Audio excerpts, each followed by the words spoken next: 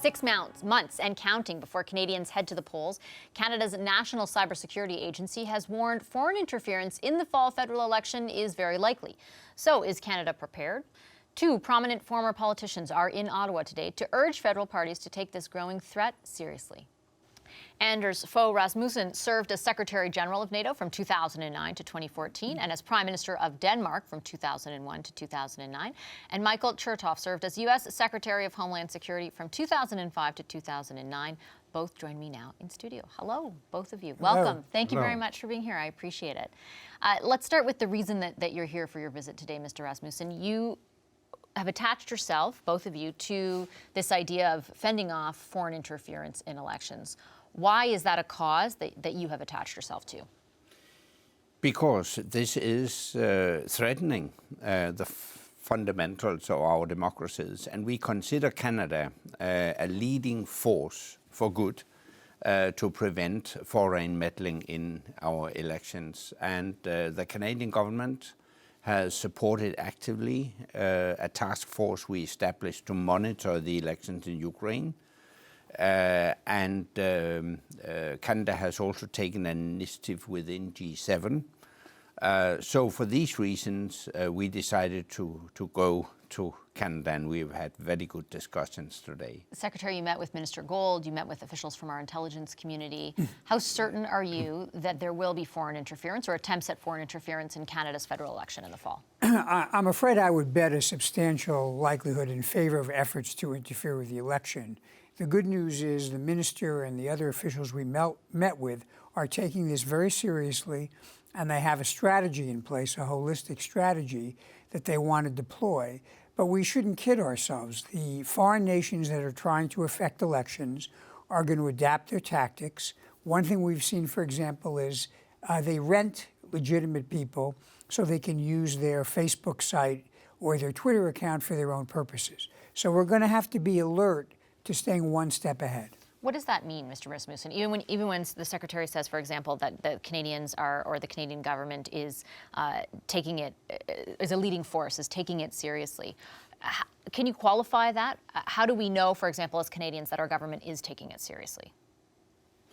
Yeah, I think Parliament will also be very much focused on this. Today, we presented an election pledge to the leaders of the political parties here, a pledge according to which they commit not to fabricate or disseminate fake news. They commit to improving cybersecurity, commit to train their staff to identify disinformation. They commit to more transparency when it comes to campaign financing. In Europe, 150 candidates for European parliamentary elections in May have signed up, and we hope all political leaders in Canada will do the same. Today, Scheer and Singh signed, and we hope the Prime Minister will also sign up.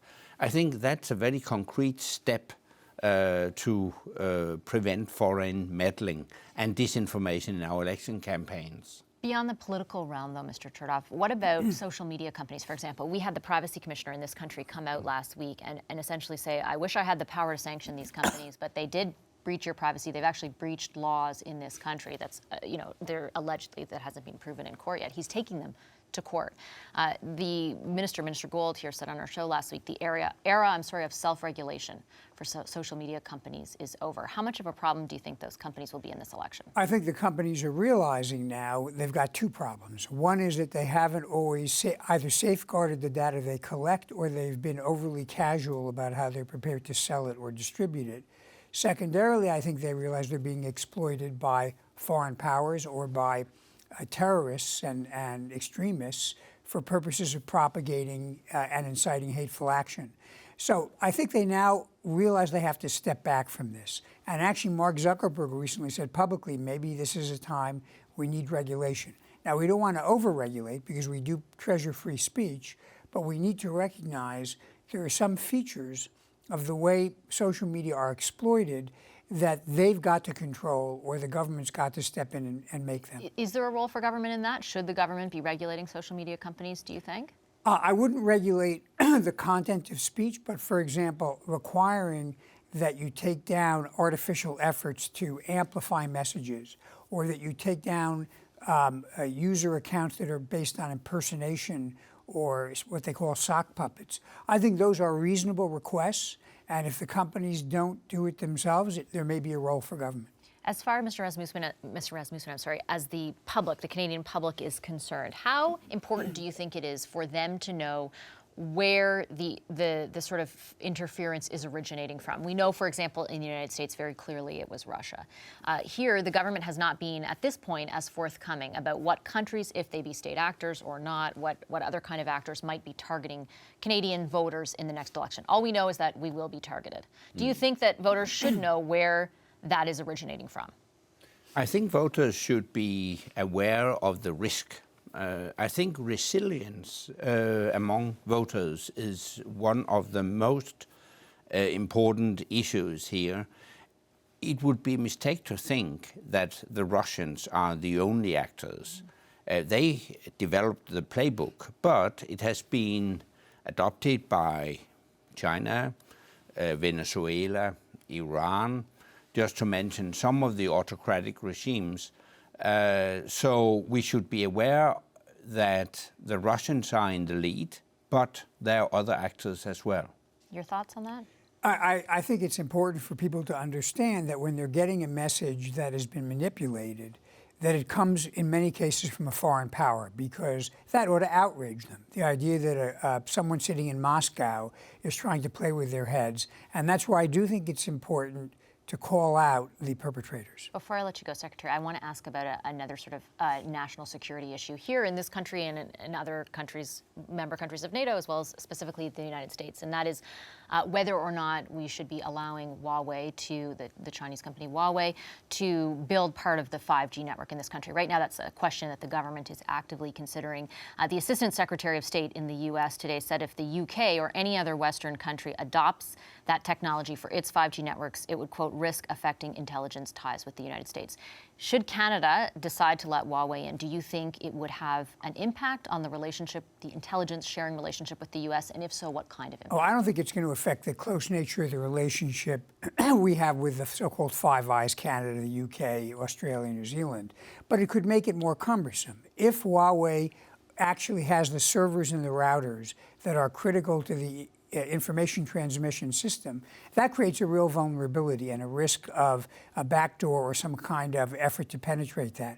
That would mean we might have to go to much more cumbersome and old-fashioned ways of sharing, which I think would be slower and in many ways less accurate. So I think even more broadly, though, than the intelligence issue, the question is, do you want to turn over the economic backbone of this next century to a country in which the division between what the state requires and what the private companies do is almost invisible, and therefore you run a real risk in terms of security of your network? Price seems to be a selling point, though, right? It's a lot cheaper. Well, it's a lot cheaper if you give someone the opportunity when they feel like it, either to penetrate your network, to take your data, or even potentially to affect the operation of that network. If all that happens, how can the relationship, the intelligence sharing relationship, not be negatively impacted? Well, maybe we'll go back to carrier pigeons. I mean, what I'm saying is this is not meant to be an act of hostility. It's a very practical recognition of the fact that right now we are transmitting an awful lot over the internet in a secure way, but that assumes that we're confident that the infrastructure is not compromised. If we really were to invite a foreign nation that's, shall we say, an adversary to sit at the core of that network, that would justifiably cause a hesitation. And Mr. Rasmussen, the current Secretary General of NATO has said in March that it was something that they were actively watching, given the status, sort of the considerations of member countries. Do you think this is something NATO will more formally weigh in on, or should they? Usually NATO wouldn't take decisions as NATO on such issues, but I do know that member states are very much aware of this, and I do know member states that have already decided to exclude Huawei from their telephone companies. So personally, I share the concerns presented by Michael Chertoff, and I think all member states in NATO should be aware of the risks here. All right, I'll leave it there. Thank you very much to both of you for your time this afternoon. I really appreciate it. You're welcome. Pleasure to have you on the program. Thank you.